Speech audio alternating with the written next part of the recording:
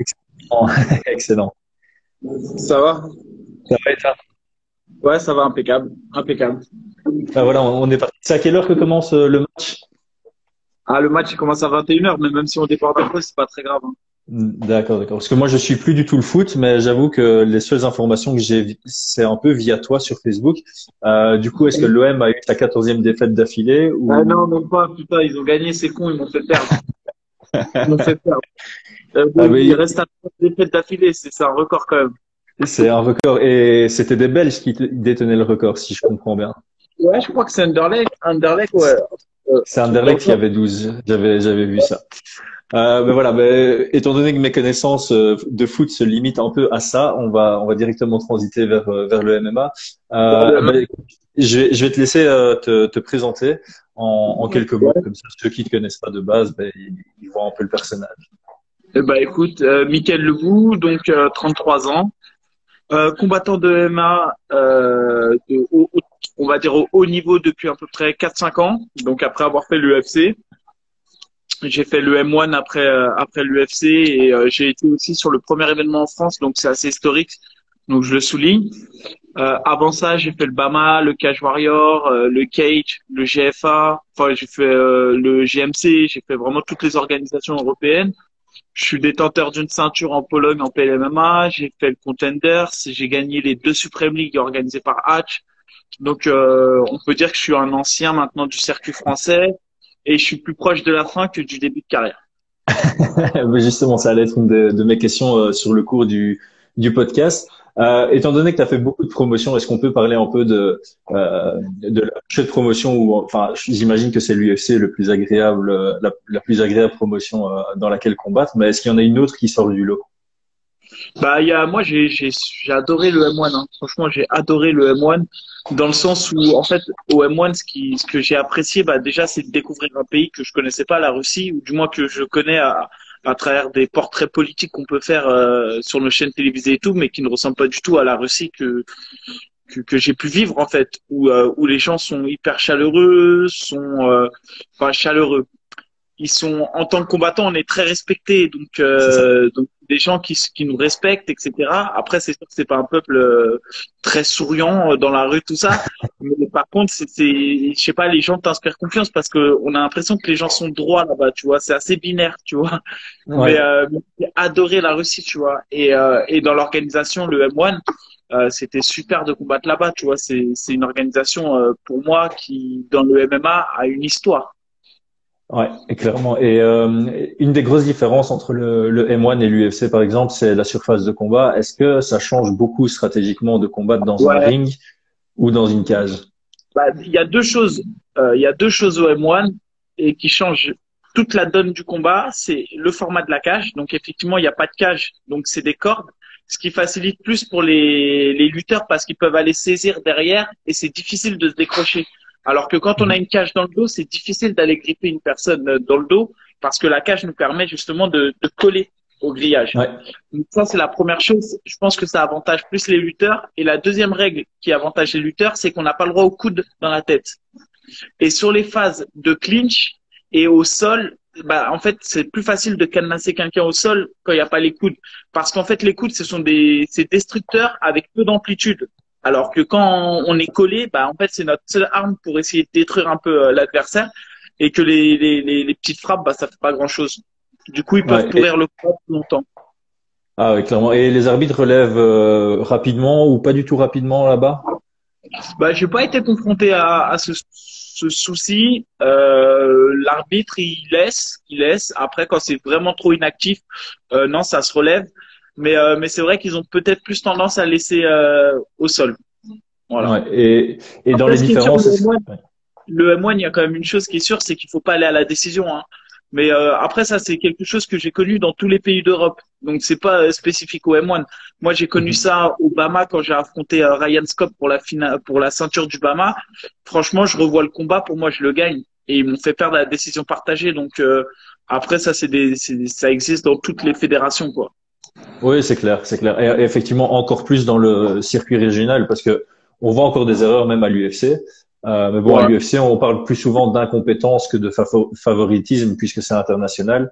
Et c'est clair que dans les promotions plus locales, on va directement parler de favoritisme parce que en plus, statistiquement, quand il y a une erreur ou un combat serré, ça va toujours à l'avantage du combattant Mais, local que la promotion veut un mettre en problème avant. à l'UFC, au-delà de l'incompétence, je pense que c'est les fanboys qui parlent en eux, tu vois. Les arbitres, ils regardent le combat avec le regard du fan et du coup, ça Mhm. les déconnecte de la réalité de ce qui se passe. Et je pense qu'ils votent parfois par affection aux Ouais. combattants qui regardent. Et en fait, c'est même pas de l'incompétence, c'est juste qu'ils n'arrivent pas émotionnellement à se détacher du combat. Parce que bien souvent, des fois, je vois des décisions, je me dis non, c'est pas possible. C'est pas Ouais, possible. mais c'est vrai que moi j'y avais déjà réfléchi et je me suis dit que être juge à l'UFC, ça doit pas être si simple parce que automatiquement tu regardes les combats et automatiquement t'as un avis sur les combattants. Je pense que c'est plus facile de juger un combat entre deux athlètes que tu connais pas du tout ou à peine juste via deux trois interviews que des combattants que ben, obligatoirement tu suis parce que en tant que juge tu dois t'intéresser au sport et quand tu t'intéresses au sport tu vas avoir une attache émotionnelle ou un a priori. Ben c'est ça. Moi, je le vois par exemple avec Khabib. À chaque fois que je fais des pronostics sur Khabib, voilà, j'aime l'humain, j'aime sa carrière et j'ai envie qu'il soit gagnant. Et à chaque fois, tu vois, j'ai tendance à le gonfler sur des trucs et voilà, tu vois. Je sais que si j'avais à l'arbitrer, peut-être que je serais peut-être trop, tu vois, je regarderais que les points positifs et que j'aurais du mal à m'extraire, enfin, à prendre de la hauteur sur le combat. Ouais, mais après au final, je pense que officiellement il a perdu que deux rounds et officieusement tu pourrais peut-être lui faire perdre un round supplémentaire contre Thibaut, parce qu'il y en a beaucoup qui en parlent, mais quand tu regardes le combat, il est trop serré pour vraiment dire que c'était un scandale ou quoi que ce soit. Donc au Ouais, final, ouais, même si t'aimes bien Khabib, tu peux pas dire qu'il ait réellement perdu beaucoup de rounds dans sa carrière. Il y a le troisième contre McGregor et puis le premier contre Gatch, j'avais fait une analyse vidéo dessus. Ça dépend de comment tu juges la dernière minute. ouais, ouais, là c'est difficile de, enfin, sur Gage, pareil, je le vois pas perdant. Enfin là, je l'ai pas vu sur le combat de Gage, je l'ai même pas vu en difficulté à un moment donné, ni sur les phases de striking et ni sur bon après sur la dernière minute, tout Paner il fait une grosse différence. Donc Mais ouais, en pour moi il y fait, a même. moi, en live, j'avais donné Khabib gagnant le round, enfin si je vais juger round par round. Et c'est vrai qu'en regardant après, parce que j'avais vu beaucoup de gens qui donnaient Gatch gagnant et j'étais un peu surpris. Et du coup, je l'ai regardé avec un autre œil. Et c'est vrai qu'on pourrait mettre un argument du côté de Gatch. Et d'ailleurs, il y a deux juges qui l'avaient donné le premier round. Ah ouais? Ouais. C'est pour ça que j'étais allé re-regarder une deuxième fois parce que j'étais vraiment surpris. Et au final, tu peux comprendre l'argument derrière. Ouais, d'accord. Bah peut-être avec le recul, ouais. Parce que sur le coup, franchement, avec ce qui s'est passé, comme tu dis, à la fin du round, enfin, en pied-point, je me disais que c'était plutôt équilibré, même si dans les déplacements, bon, il était plus attentif et tout. Mais avec la fin du round, je me suis dit que la domination était nette. Ouais, mais Enfin, c'est ça en fait. il s'est détaché sur la lutte et le sol, quoi. Mais Clairement. en fait, Allez, c'est l'élément le plus marquant du premier round, c'est vraiment le côté grappling parce que en pied-point, ça semblait assez équilibré. Mais quand tu observes le round, oui, effectivement, il y a eu, Gatch a quand même touché, je pense, deux fois plus. Même si ça paraissait pas, enfin, visuellement, on n'y faisait pas trop attention. Et je pense que c'est pour ça que certains juges ont mais sur les combats de la Fight Island, là, enfin, à Abu Dhabi surtout, je trouve qu'il y a beaucoup de décisions qui sont, tu vois, sur ouais, lesquelles je comprends pas trop je comprends pas, en fait. J'arrive pas à comprendre des fois la notation ou les critères de notation des arbitres parce que, en plus de ça, c'est que sur une même fight card, à un moment donné, sur la même fight card, donc ils vont privilégier la lutte et sur le combat d'après, ils vont privilégier le striking. Du coup, tu comprends même plus la cohérence qu'il y a entre deux combats, tu vois. Parce que tu peux ouais. avoir des arbitres qui ont plus une sensibilité orientée sur le striking et d'autres sur la lutte. Mais quand sur une même fight card, tu arrives à avoir le même arbitre qui te donne deux sensibilités différentes, bah là, tu comprends plus rien, tu vois. Ouais. Bah, c'est assez clair que c'est bizarre parce qu'il y a, je pense qu'on peut retrouver les critères sur lesquels les juges se basent, même si pour moi il y a du bon sens derrière. Et clairement, de temps en temps, tu as l'impression qu'ils mettent plus de poids sur ce qui se passe debout, de temps en temps plus de poids sur ce qui se passe au sol. Et ouais, je me demande comment on pourrait régler ce problème. Il y a plusieurs personnes qui disent que il faudrait déjà qu'ils aient pas droit au son parce que les coachs qui gueulent, ça peut influencer. C'est clair que au final, ça donne des émotions ou ça ça peut donner l'impression qu'une frappe était plus forte que ce qu'elle n'était quand tu es juste à côté d'un coach qui commence à Ouais, ouais, non, s'exciter à chaque fois ouais. qu'un athlète fait quelque chose. Non, mais c'est clair. Après, ça fait partie du sport et ça, enfin, l'émotion dans un combat, tu vois, tu peux pas enfin, je trouve que ça fait partie du sport, tu vois. On sait que tu avais des professionnels qui gardaient des rounds comme ça à la lower, tu vois. Lower qui, sur Mhm. les dernières minutes de combat, tu vois, du round, plutôt, tout le temps sur les 30 dernières secondes, il finissait hyper fort, il criait son coin, il criait, il s'enflammait et ça lui a fait gagner beaucoup de rounds comme ça sur tout le long de sa carrière. Ouais, c'est clair. Ben, par exemple, contre Johnny Hendricks, hein, c'est un des meilleurs exemples. Je pense que le fait, quand il a pris la ceinture, ça s'est vraiment joué sur les 20 dernières secondes du dernier round parce qu'il claquait des coudes en défense à la lutte. Ouais, et Et même c'est vraiment ça. Enfin, il y a des gens comme ça qui gagnent les rounds sur une fin de round et qui crient, enfin, qui jouent sur l'émotion, enfin, sur les arbitres, quoi, sur l'influence arbitrale et le coin, enfin, les coins savent faire aussi, quoi. ouais, honnêtement, j'avais déjà coaché un de mes combattants en amateur. Il avait gagné la ceinture du Fight Star en Angleterre. Là-dessus, clairement. Donc, c'est-à-dire que je voyais que tous les rounds étaient serrés. Et sur les 10 dernières secondes, je lui disais chaque fois d'être folklorique, parce que c'est le genre de combattant qui sait envoyer tu sais, des spinning wheel kicks ou des genoux sautés. Et donc, sur le troisième et le quatrième round, il a fait des trucs un peu folklorique, Atypique, pas touche atypique, pas, mais voilà, c'est ouais, spectaculaire pour les juges et je pense que ça a vraiment fait la différence parce que le combat était extrêmement serré. Et ouais, de temps en temps, il faut un peu jouer de ça. Hein. C'est la non, mais logique. ça fait partie du combat, hein, de toute manière. Quelqu'un qui est beau à voir et qui a un côté artistique, dans un combat serré, tu vas toujours le donner plus vainqueur que celui qui est un peu brouillon, c'est normal. Mhm. Et dans les dernières secondes du combat, ou d'un round qui est équilibré, il faut faire la différence. Et peu importe la différence comment tu l'as fait, il faut aller chercher cette différence, hein, de toute manière. Ouais, bah c'est clair. C'est ce qu'on dit. Enfin, le juge doit d'abord juger l'efficacité, mais si l'efficacité est égale, et après bon, il y a la Ouais, pression, enfin, le contrôle de la cage. c'est Au ça. final, c'est celui qui essaye le plus, le tout dernier critère. Et en fait, en parlant de pression, au M1, c'est des rings carrés ou octogonaux? C'est octogonal. C'est C'est octogonaux, ok. Ouais, ça fait comme un octogone. Donc la surface, ça se ressemble. Après, comme je t'ai dit, en fait, ça change beaucoup. Après, il y a un côté sympa au M1, c'est que sur la dernière partie entre la première corde et le sol, t'as Une une, cage, enfin un grillage, quoi. c'est même pas un grillage, c'est un filet plutôt, voilà, un Ok. filet. Et du coup, tu peux pas sortir. Et ça, c'est hyper bien parce qu'en France, on voit qu'en pancrace, quand les gars, tu les amènes au sol, des fois, ils fuient entre la première Mhm. corde et l'urine. Et ça, tu vois, je trouve que ça devrait être systématique dès lors qu'on fait du MMA, même si c'est sur un ring, au moins de mettre cette première, ce filet.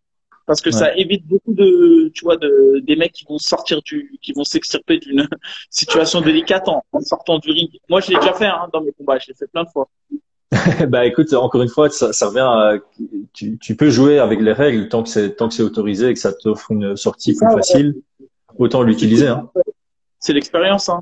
Mais Ouais, ouais. je l'ai fait contre Mehdi Takaev une fois, il me semble, et je l'avais fait contre Léon Kenge aussi sur un combat. T'as une bonne mémoire de tes combats. On va venir sur ton combat le plus récent. Là, tu nous as sorti une soumission qui est relativement rare. Est-ce que c'est une Ouais. soumission que tu avais déjà beaucoup bossé à l'entraînement ou alors c'est plus à l'instinct que tu l'as sorti dans le combat? Non, non, non, c'est une soumission en fait que je l'appelle la Mika Plata pour te dire, parce que à l'entraînement souvent je la travaille. Après, je la travaille plus avec les loisirs, hein. En toute honnêteté, dans les compétiteurs, ça passe rarement, à part si on fait vraiment du grappling pur ou autre.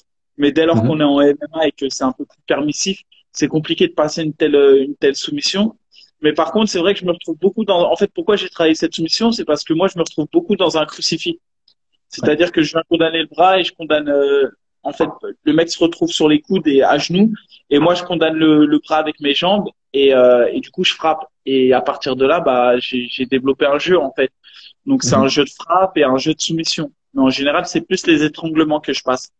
Et là, il restait 15 secondes et en fait mon coin, comme ils me connaissent, c'est Tar Abdi qui me criait avec David Beer, la Mica Plata, la Mica Plata. Et ils m'ont dit il reste 20 secondes. Et donc dès que j'ai entendu qu'il restait 15 secondes, voilà, je me suis dit allez vas-y tente là. Et je l'ai tenté, c'est passé. Ah bah c'est magnifique. C'était vraiment beau. Et en plus, c'était main event du premier événement officiel de MMA en Ouais, France. ouais, franchement c'est bah pour l'histoire, c'est top d'avoir participé au premier événement de MMA.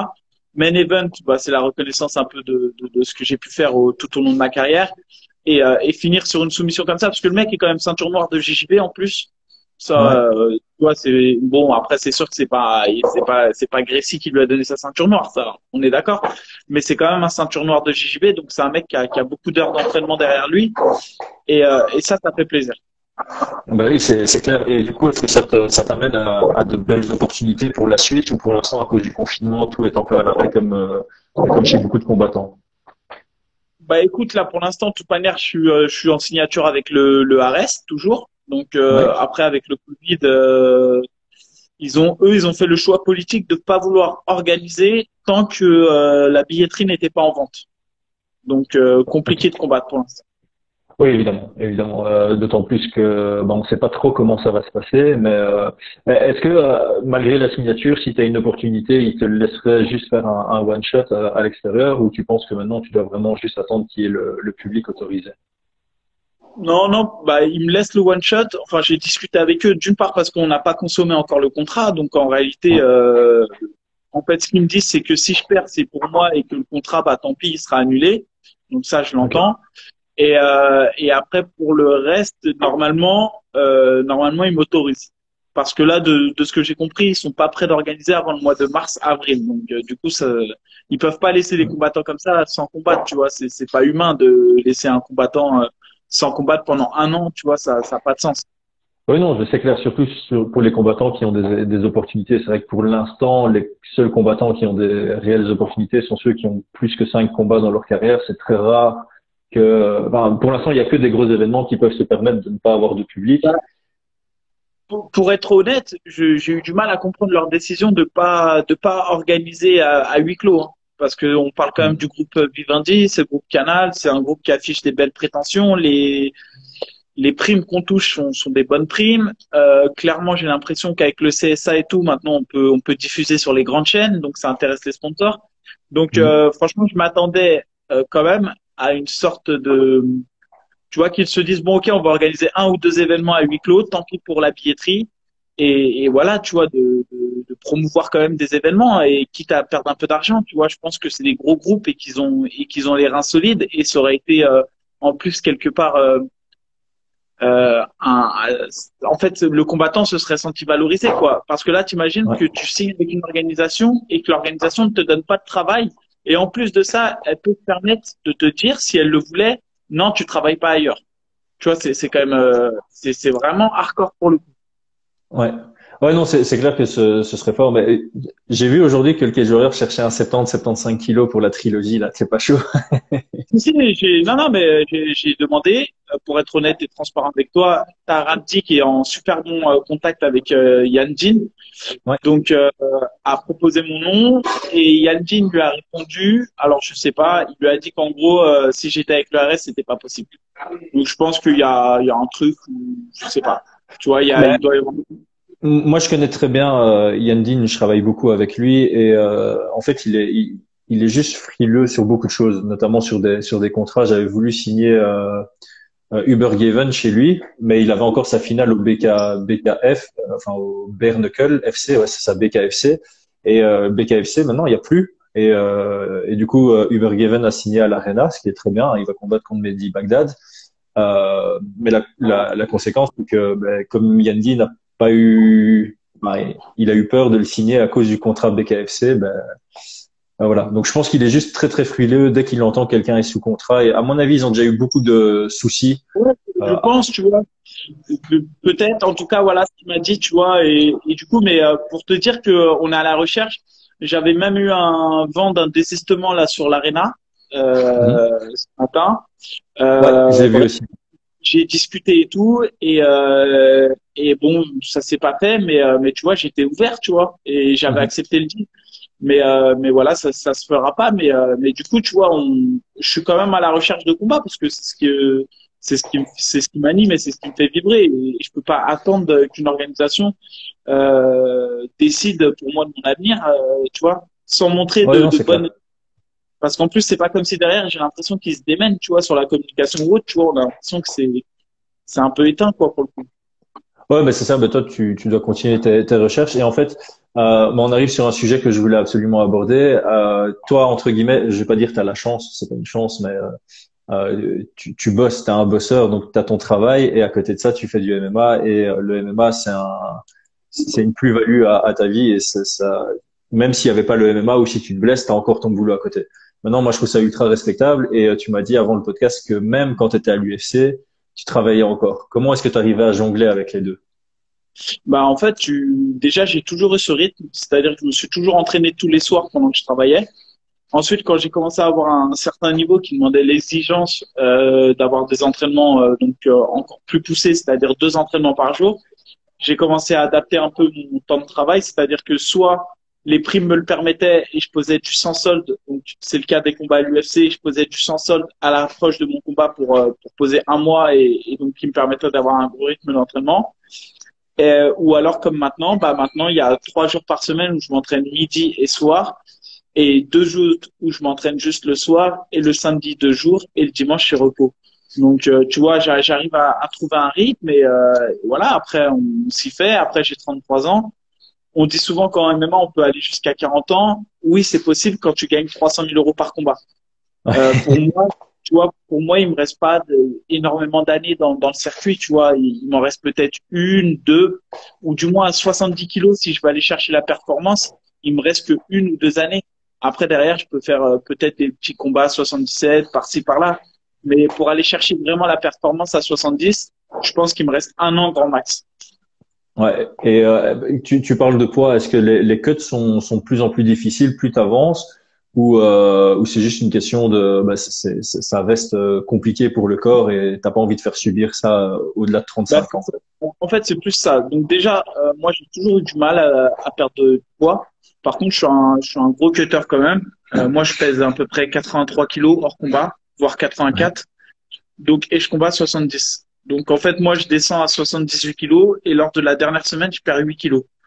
Donc, et ça, c'est assez facile, hein. Mais après, tu vois, c'est des choses qui sont faciles. Mais c'est juste que ça nécessite des concessions énormes.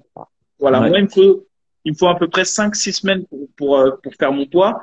Et c'est de la restriction. C'est de la restriction alimentaire, c'est de la restriction des sorties, parce que les copains te disent, viens, on va sortir tout ça.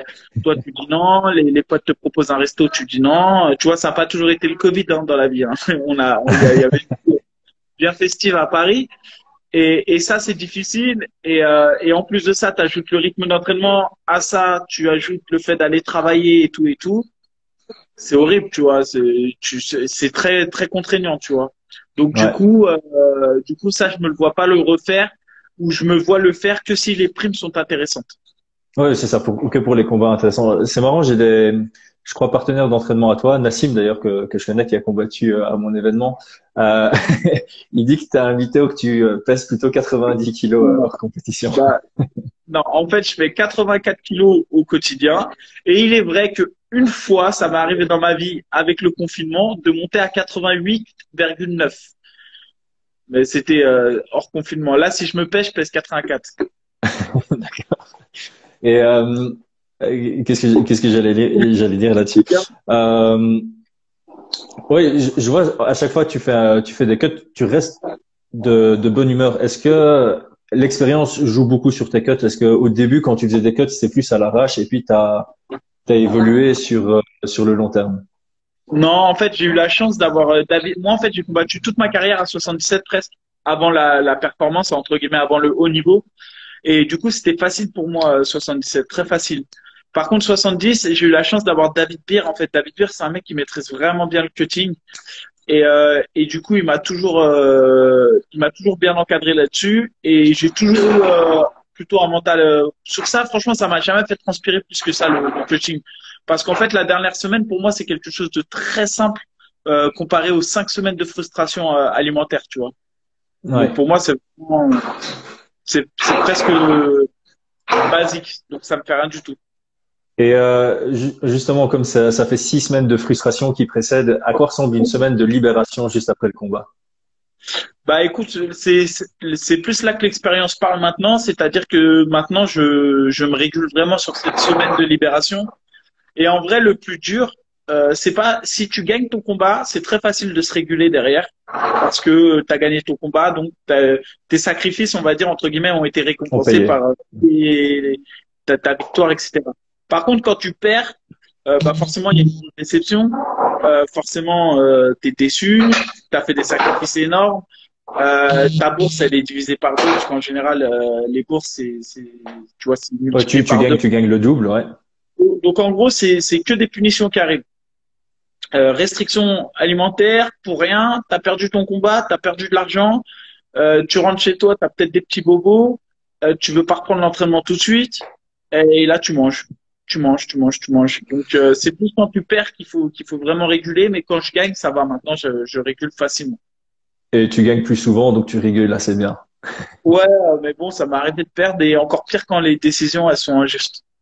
Ah ouais, ouais. Là, tu compenses complètement avec la nourriture. Ouais, clairement, ouais. On parle beaucoup de ton expérience. Moi, il y a une question que j'aime souvent poser aux combattants d'expérience. C'est si maintenant on t'autorisait à partir 6 ans, c'était quand tu étais à l'UFC? 2014, c'était à l'UFC? 2014-2015? Ouais, c'est ça, ouais. On t'autorise à revenir dans le passé 1 an avant que tu signes à l'UFC, mais avec tes connaissances actuelles. Qu'est-ce que tu changerais dans ta façon de t'entraîner, dans ta façon, enfin dans ta Ouais. façon de vivre, tout simplement? Est-ce qu'il y a des choses que tu as apprises sur les 7 dernières années que tu aurais préféré apprendre beaucoup plus tôt dans ta carrière parce que tu penses que ça peut aller plus loin? Clairement, après, en fait, alors franchement, hein, si tu as un combattant qui te dit qu'il ne changerait rien, c'est que pendant 7 ans, il n'a rien appris, quoi. Enfin, c'est pendant en rétrospection, le mec n'a rien changé à sa manière de faire, donc n'a rien tiré de ses erreurs du passé, tu vois. Mhm. Si il y a 7 ans, je devais faire au mieux, bah, je ferais comme je fais aujourd'hui parce que j'estime qu'aujourd'hui, je fais au mieux de ce que je bénéficie de toute mon expérience et de toute l'expérience des gens qui m'entourent.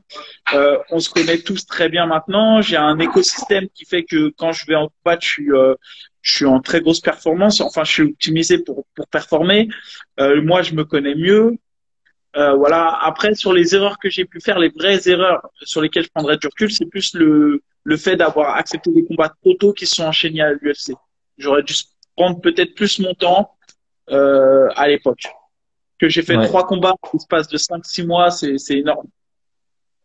3 combats, ah ouais. Ouais, ça fait une moyenne de, t'avais que 6 semaines entre chaque combat, quoi, à peu près. Sachant que le premier combat est un short notice, tu vois, ça laisse peu de temps pour progresser en fait.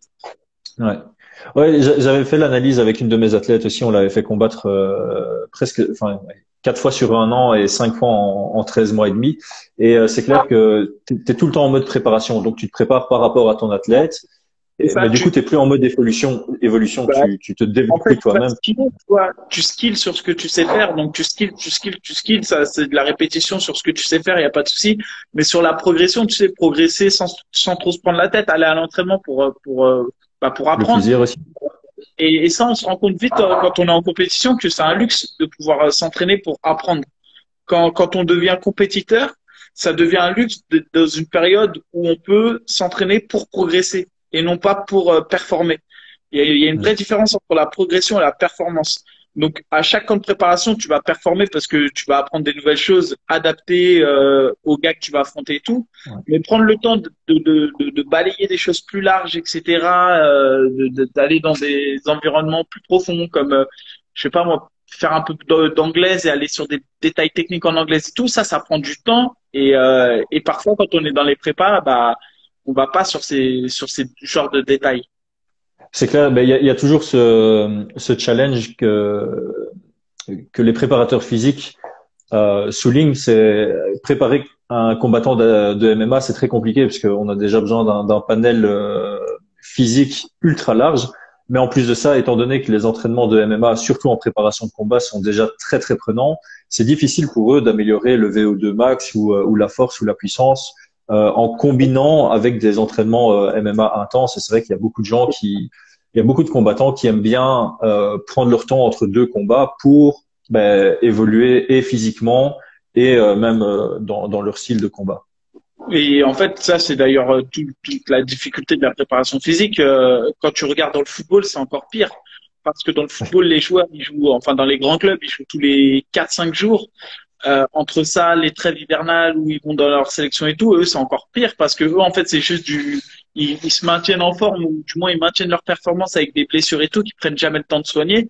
Alors que nous, en MMA, quand même, les préparateurs physiques font un travail individuel et on le voit, on a des cycles force, puissance, explosivité et à l'arrivée du combat, on est quand même dans une sorte d'optimisation. Enfin, vraiment, j'entends la difficulté, mais j'ai quand même l'impression que sur les athlètes de MMA, sur la condition physique, on voit que depuis 5-6 ans, les athlètes ne sont plus les mêmes parce que justement, ça a évolué. Ça a pris une part hyper importante dans le sport et que les préparateurs physiques ont su s'adapter. Alors que quand tu regardes, par exemple, dans le football, j'ai l'impression qu'il y a de plus en plus de blessures, etc. Et que la prépa physique est, par exemple, beaucoup plus difficile dans le monde du football que dans le monde du sport de combat. Ouais, ben, on dit souvent que les blessures, c'est souvent lié au surentraînement et c'est vrai que en MMA, on peut facilement gérer le surentraînement. Il suffit de skipper des entraînements ou de ralentir sur certaines périodes. En foot, comme tu dis, si tu joues tous les 4-5 jours, tu peux pas jouer ton match avec un pied sur le frein. Tu donnes toujours à fond.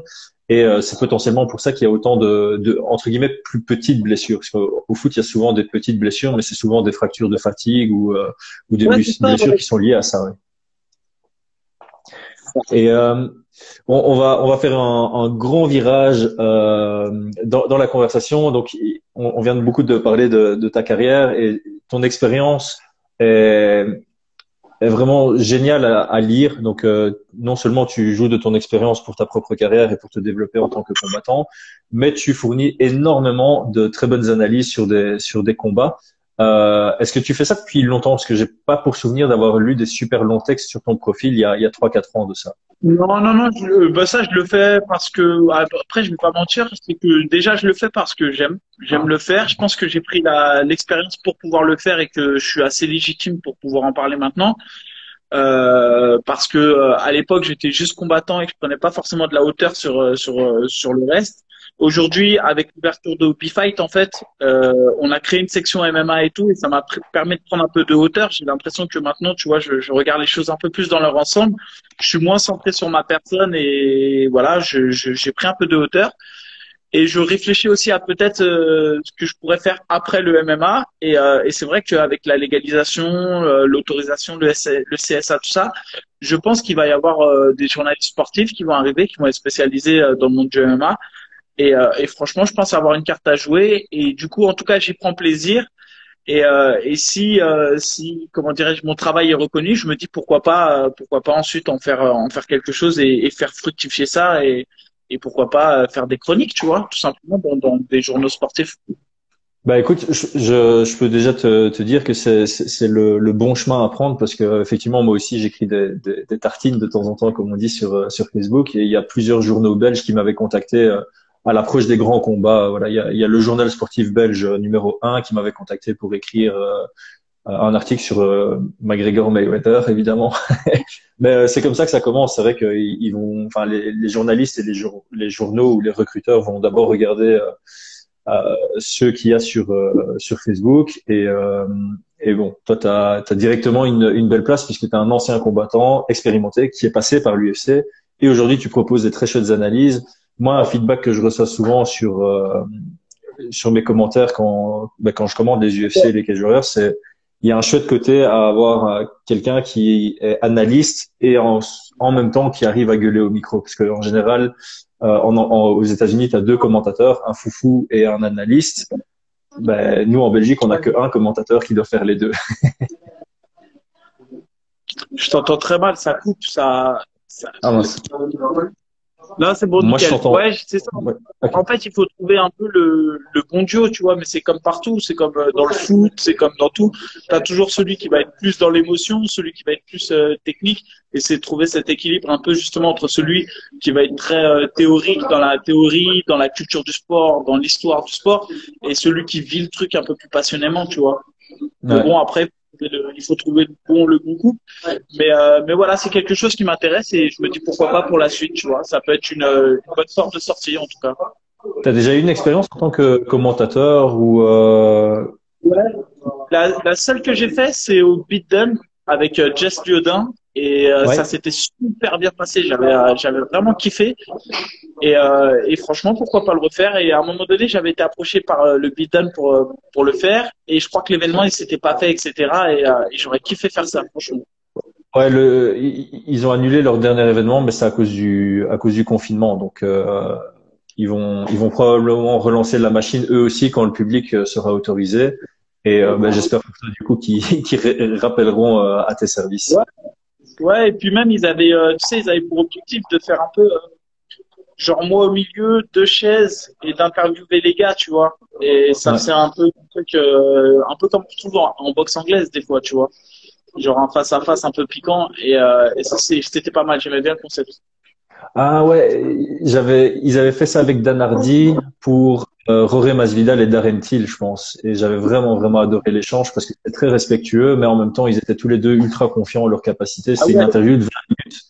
Et Dan Hardy, il était super bien parce il a une réelle connaissance du sport. Et, c'est une bonne idée. Franchement, s'ils font ça pour leur prochain événement, c'est une bonne manière de promouvoir un événement.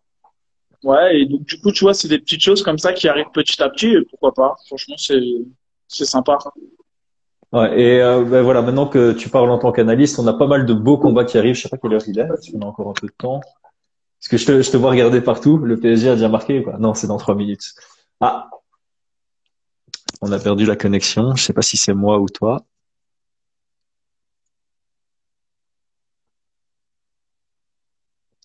Est-ce que ceux qui sont en live peuvent écrire quelque chose pour m'assurer que moi j'ai encore ma connexion?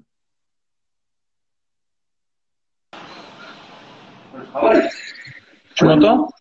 Ouais, je t'entends. Je t'ai perdu brièvement. Allez, c'est bon, nickel. Ben, je transitais justement vers toi en tant qu'analyste. Il y a beaucoup de beaux combats à l'UFC qui arrivent. Est-ce que tu as déjà fait ou est-ce que on peut parler de quelques pré-analyses sur les gros combats qui arrivent? Bon, en fait, il y a que deux, il y a que deux vrais combats qui vraiment m'intéressent. C'est, on a, comment dirais-je, le combat de Ferguson face à Oliveira et Ouais. le combat de donc Gage, non pas Gage, Poirier face à Conor. C'est les deux combats qui vraiment me vendent un peu de rêve là. Et Holloway contre Qatar?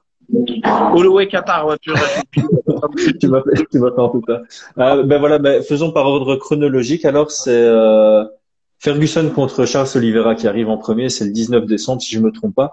Comment est-ce que tu vois un peu le combat se dérouler? Évidemment, je sais que normalement, quand on fait des analyses, on revoit des vidéos, etc. Mais ton premier feeling quand le combat était annoncé, qui est-ce que tu vois gagnant? Comment est-ce que tu vois le combat se dérouler?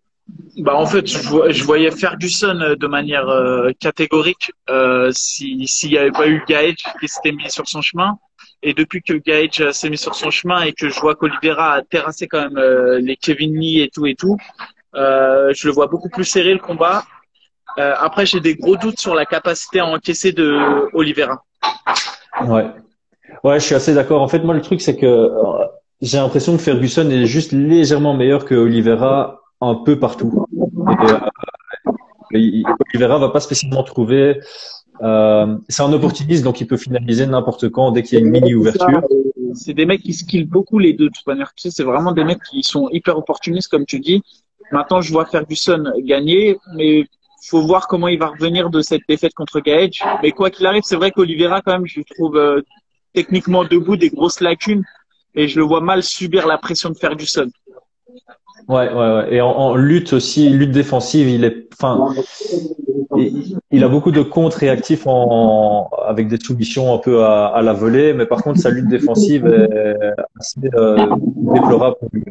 Ça risque de lui poser des problèmes, même si Ferguson utilise rarement sa lutte, ça lui laisse une porte ouverte s'il se sent en difficulté dans un milieu, dans un aspect du Attends, je vais sortir. Tu entends beaucoup de bruit ou pas derrière? genre des tables ou des chaises, peut-être possible, Ok, attends 2 secondes, je vais sortir. Je vais me mettre dans la voiture. Attends. pas de problème. On va finir le podcast dans la voiture. C'est parce que je suis dans un restaurant et il y a le match qui arrive. Ah Et du ouais, coup, du coup, les gens décalent leurs chaises. Ah, bah alors, par contre, je sais pas si tu étais sur le Wi-Fi ou si tu dois allumer le 4G, mais je t'ai de nouveau perdu. Alors, en attendant qu'on retrouve Mika, on entend le cuistot gueuler derrière, pas mal. En attendant qu'on retrouve Mika, ben voilà, Mika est de retour. Parfait. J'allais dire, vous pouvez aussi donner vos pronostics, ceux qui suivent en live. Mais du coup, le combat d'après, c'est Holloway contre Qatar. Bah, Holloway Qatar. Holloway m'a déçu sur la revanche qu'on lui a accordée contre Volkanovski. Volkanovski. Franchement, hein, je m'attendais à genre une. Après, c'est difficile hein, de perdre une ceinture, on le sait tous. Quand tu perds un combat et que tu reviens, c'est jamais évident. Enfin, on sait jamais l'état dans lequel le combattant va revenir. Et bon, bref, Holloway m'a vachement déçu sur ce retour. Je l'attendais avec un nouveau niveau technique, avec des nouvelles choses, avec une sorte de renouveau d'Holloway. Et j'ai l'impression que le meilleur d'Holloway, il a été donné sur le combat d'Ortega. J'ai Ouais. l'impression qu'il était au summum de ce que peut donner Holloway. Et quand je vois Qatar et le niveau technique de boxe anglaise de Qatar, pour moi, Qatar a la meilleure boxe anglaise de tout l'UFC presque.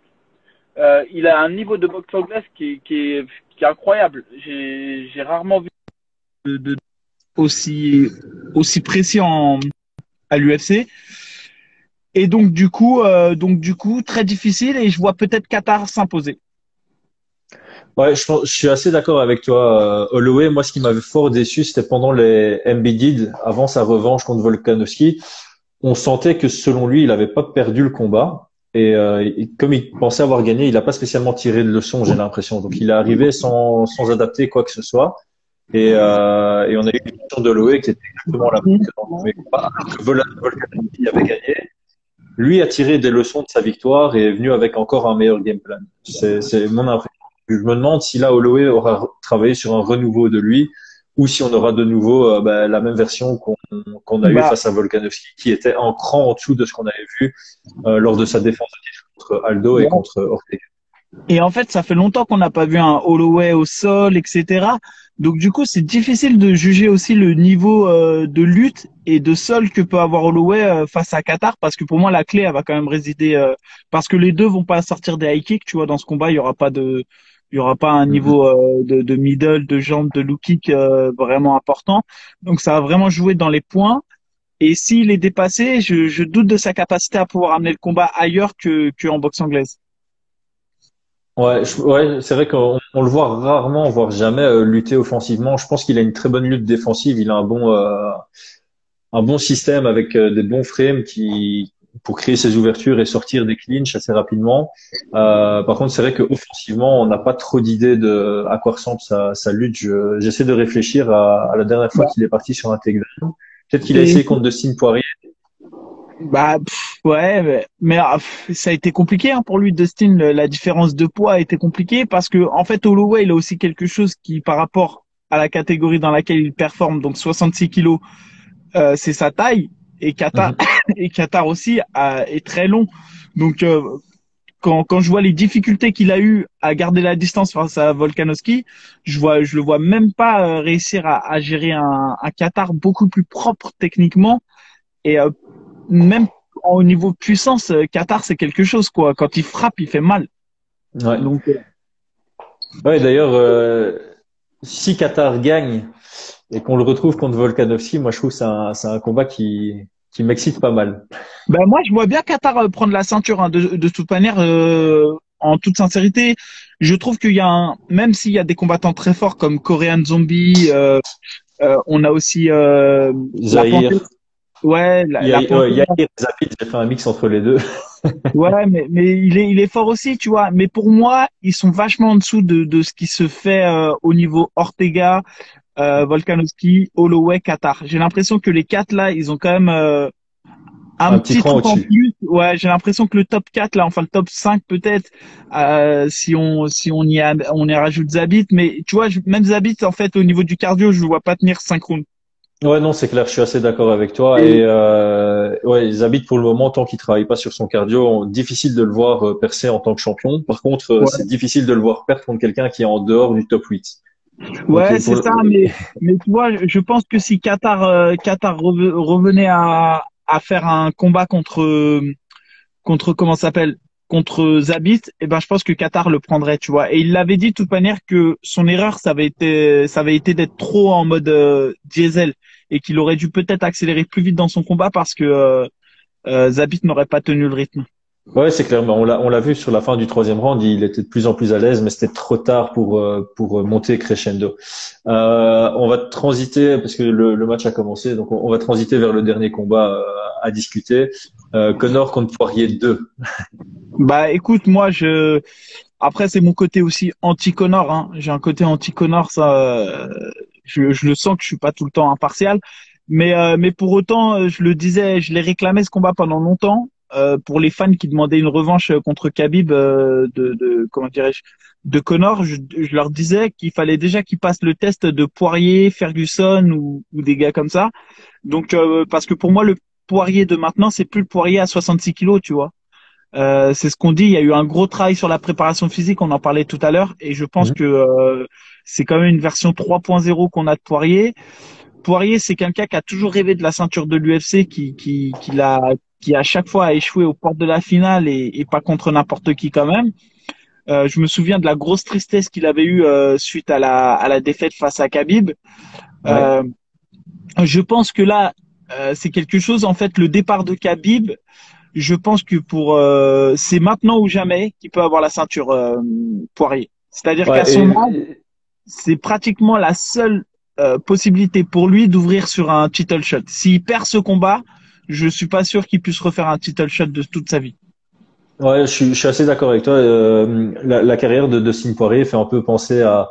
Ben, il y en a plusieurs hein, qui ont toujours été juste en dessous du champion. Ils avaient le niveau bien meilleur que tout le monde. Mais par contre, chaque fois qu'ils tombaient contre le champion, je pense que C'est Kenny ça. Fury, c'est un des meilleurs exemples parce que lui, il a fait ça dans plusieurs catégories de poids.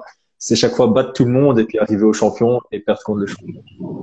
Ouais, non, mais c'est exactement ça. C'est que le numéro 2 qui a été sous Khabib pendant très longtemps, bah ça se trouve, il aurait été champion de l'UFC pendant 5 ans avant, tu vois.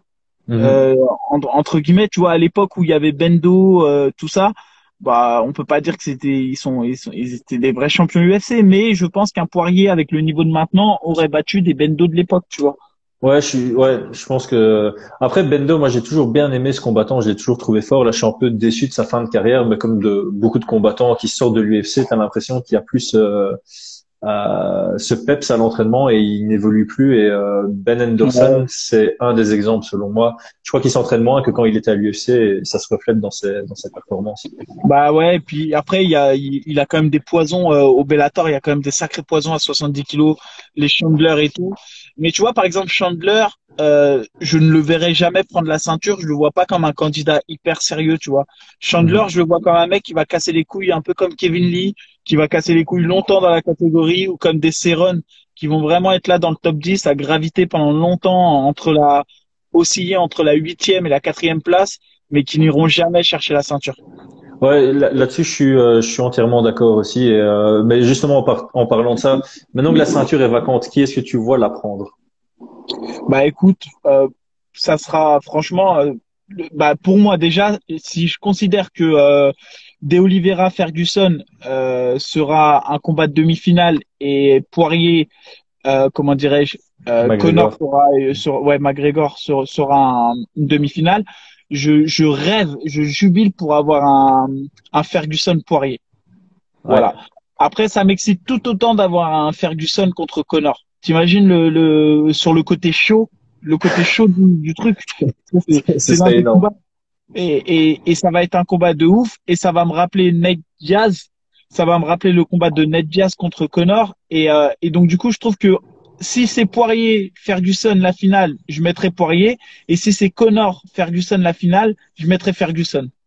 T'es vraiment anti-Connor. Non, non. En fait, c'est que si je pense que Connor passe Poirier, je pense qu'il va avoir, au vu de ce qu'il nous a montré contre Ned Diaz, je pense qu'il va avoir beaucoup de mal à battre un Ferguson. Mais vraiment beaucoup de mal. Tu Pour vois ce sa que je veux dire? ténacité? Ouais, Ouais. ouais. Autant je pense que vraiment Connor peut battre Poirier et qu'on est sur du 50-50. Autant je pense que un match-up totalement à bannir pour Connor, c'est Connor Ferguson. Je pense que Ferguson est une sorte de kryptonite pour Connor parce que trop imprévisible, cardio de malade, il oppresse. Bon, après Gage a montré les clés pour gagner Ferguson. Hein. Ouais, Donc, le déplacement latéral notamment. Ouais. ouais, exactement. Et mais justement, Gatch, tu le places où entre ces deux demi-finales? Ben lui, il va devoir rester actif. Bah Euh, lui, l'idée c'est qu'il affronte Chandler et une fois qu'il a affronté Chandler et que les deux finalistes se sont affrontés, ça peut donner lieu à un title shot. Enfin pour moi, ça serait presque logique, tu vois, et ouais, mérité. ouais. Ouais, c'est clair, mais c'est un truc de fou à quel point cette catégorie Elle était est déjà dure. super excitante avec Khabib, mais maintenant qu'il est parti, t'as l'impression qu'il y a un renouveau comme ça, où t'as l'impression que tous les combats qu'on va organiser vont être incroyables. En tout cas, sur Bah, papier, ils le sont. bah là, en tout cas, les six gars là qu'on vient de citer, donc Chandler contre Gage, Ferguson contre Oliveira, McGregor contre Poirier, les six là sont des combattants extraordinaires. Ouais. Je vois pas une catégorie à l'UFC aussi relevée. Et ensuite, quand tu regardes ce qui se passe derrière, en plus, alors là, tu te dis c'est de la folie, c'est de Ah la oui, mais folie. en fait, c'est le poids Quand tu classique, vois hein, 70 kilos. et ouais, bah c'est mon poids, mais Ouais, c'est le poids où il y a le plus de morphologie. Enfin, c'est. exactement. Mais à un moment donné, ça a longtemps été 77 kilos. En Ouais. 77 kilos, pendant longtemps, la KT, elle a été monstrueuse et elle l'est pas beaucoup moins maintenant parce qu'elle est toujours monstrueuse. On voit Covington et comment ça s'appelle Ousmane, Ousmane ouais, Masvidal. Ousmane, Masvidal. Mais bon, mais on voit quand même que Ousmane et Covington vont dominer la KT. Après, on a Shimaev qui arrive. Donc, mais tu On vois, à verra, ouais. 70 kilos, quand tu vois que le combat de Gamrot là face au coéquipier de Shimaev, j'ai oublié son prénom. Ouais, Mais ouais, je ne mais tomberai pas dessus non plus. ouais, mais les deux là vont faire une entrée fulgurante dans le top 10 de l'UFC. Et tu vois, je les vois largement du niveau de Kevin Lee. Donc ouais, Oui, oui. la 70, en tout cas la KT de 70 kilos est monstrueuse, monstrueuse. Ouais, ben, et comme tu disais, c'est vrai que welterweight, ça reste une très bonne catégorie de poids. J'ai l'impression que toutes les catégories lightweight, c'est incroyable, parce que featherweight, on en parlait tantôt, c'est incroyable aussi. Les bantamweight, il y a énormément de talent, et même les flyweight, maintenant, malgré le départ de Cerudo, moi, Figueiredo, il m'impressionne, hein. Non, mais il est même excellent. Et après, le truc, c'est que comme tu dis, c'est que en fait, on a vite fait le tour. Ça va se battre entre deux, trois gars. Après, pour ramener un peu de piment dans le truc, on va devoir faire en sorte qu'il monte de KT. Ouais. Ouais, c'est clair. Je le verrais bien, d'ailleurs, en bantamweight, lui contre Peter Yan sur papier, c'est un très, très chouette. Bah, tu vois, par exemple, Petroyan, bah, bien qu'il soit super fort et que ce qu'il montre, c'est beau, c'est quand même un combattant que je trouve pas, tu vois, moi, ça m'endort un peu ces combats-là, tu vois. Il, je sais pas, il manque un truc chez les poids légers, il y a un truc que j'ai du mal à regarder, tu vois, je sais pas. Des fois, j'ai l'impression de voir des hobbits combattre. C'est pas méchant, hein, mais j'ai vraiment l'impression de voir des petits hobbits combattre. Ouais, Mais moi pas j'avoue à leur que niveau. Tu vois, sur ce qui se fait de l'élite, comme Dimitri Johnson et tout, j'ai rien à redire. C'est des mecs, c'est monstrueux le truc. Mais à un certain niveau, quand tu descends dans le top 15, c'est bizarre. Tu vois, on dirait qu'ils vont chercher des gars pour remplir les KT, tu vois. Un peu comme chez les filles. ouais. Ouais, non, mais je vois exactement ce que tu veux dire. C'est vrai que, en plus, maintenant, l'UFC, ils recrutent énormément. Ils ont beaucoup recruté quand ils ont fait tous leurs événements sur Yas Island. Je Et t'entends clairement, super mal. il y a maintenant pas mal de signatures de gens qui ont malheureusement pas le niveau UFC, mais qui s'y retrouvent. Et ça nous offre des combats qui ont une qualité en dessous de normalement ce qu'on attend de voir à l'UFC. Ouais, clairement. Après, là, par exemple, il y a une Française. À chaque fois, j'oublie son prénom. Mais elle a combattu, elle a pris la ceinture de l'Abu Dhabi Warrior. Bah, elle, par exemple, je la vois très bien à l'UFC et je la vois performer dans le top 10 sans problème, hein. Ouais, clairement, ouais. Euh, j'ai oublié son nom. Allô? Féminine, et c'est pas sexiste ce que je vais dire, c'est le peu de combattantes féminines qui ont une compréhension de la distance et de la gestion de la distance. Elles ont directement leur place dans le top 8 UFC. Enfin, tu Ouais, prends même une Betch Correa qui a eu un title shot, elle a aucune compréhension de la distance. bah et ouais, il y en a beaucoup, hein, on va pas les citer, mais on a même vu des Françaises faire des grosses contre-performances parce que elles ne comprennent pas cette notion justement de distance mise en danger sur les différents. Elles sont. Je t'ai perdu Je sur t'entends la super fin. mal. Ouais, tu m'entends? Ouais, là, ça va un peu mieux, ouais. Ouais, parce que je t'entends super mal. Ouais, je disais qu'il y a beaucoup, c'est vrai, de combattants qui n'ont pas de notion de distance et du coup, ça annule, enfin, l'aspect MMA devient unidimensionnel. Tu vois, t'as l'impression que c'est soit de la boxe, soit de la lutte, soit du sol. Et du coup, Ouais. le sport n'est plus aussi beau à regarder. Non, c'est vrai, mais en fait, moi j'avais un peu analysé ça. Je trouve que le MMA féminin suit le MMA masculin, mais avec quelques années de retard, ce qui est normal parce que c'est d'abord le MMA masculin qui a évolué. Et en fait, aujourd'hui, on est en train de voir 2010-2012 chez les hommes. Enfin, les années 2010 à 2012 chez les hommes, c'est ce qu'on voit maintenant chez les femmes, c'est-à-dire qu'on Ouais, commence à transiter. ça, je suis d'accord pour le niveau moyen, mais pour le haut niveau féminin, pour moi, il est aussi fort que le haut niveau masculin. Ah Sur oui, oui, je le, suis totalement top d'accord. Ouais. 3, tu vois, quand tu vois les combats c'est Zhangli, enfin bref, il y a Ouais, bah, en fait, plein de le top 3 de combattants. chaque division, à part Ouais, c'est ça. featherweight, c'est le top du top, ouais. Bah ouais, il y en a certaines, elles sont vraiment solides et en plus, ce que j'aime, c'est qu'elles reviennent et elles sont toujours plus fortes avec des nouveaux acquis. Donc, non, rien à dire. Ouais. Bah écoute, parfait. Moi, je vais te laisser aller regarder le foot Ouais, là-dessus et bah ouais, ça m'a fait plaisir de te parler. C'est quoi qu'on avait analysé? C'était ouais, Ceruto contre Cruz. ouais, c'était le premier confinement, donc c'est ça. On avait fait pas Ouais. mal de diagnostics et je crois que je m'étais trompé pas mal sur cette carte. Bah toi et Comme moi en fait, parce que je crois qu'on était assez alignés sur tout. ouais, bah en tout cas, Kroos, ça a été vraiment un peu la déception, mais Ouais. malgré qu'il ne soit pas arrêté trop tôt, j'en démords pas. Ça a été quand même une grosse déception. On s'est tous les deux bien réandés sur ce pronostic. Je me rappelle. Bah, Je me rappelle, j'y avais pensé le soir même d'ailleurs. en tout cas, c'est toujours un plaisir et ça fait plaisir d'échanger. Et après, bah, pourquoi pas se retrouver autour d'un beatdown à commenter, un truc comme ça. Ça Ah ben ça pourrait. ferait énormément plaisir. J'enverrai un message aux organisateurs. Ça, ben, je te souhaite une Ouais, bonne soirée. On se retrouve prochainement pour un podcast ou une fois dans les alentours d'un événement MMA. ça marche. Allez, ciao, bonne soirée. Ciao. Ciao, ciao. Merci à tous.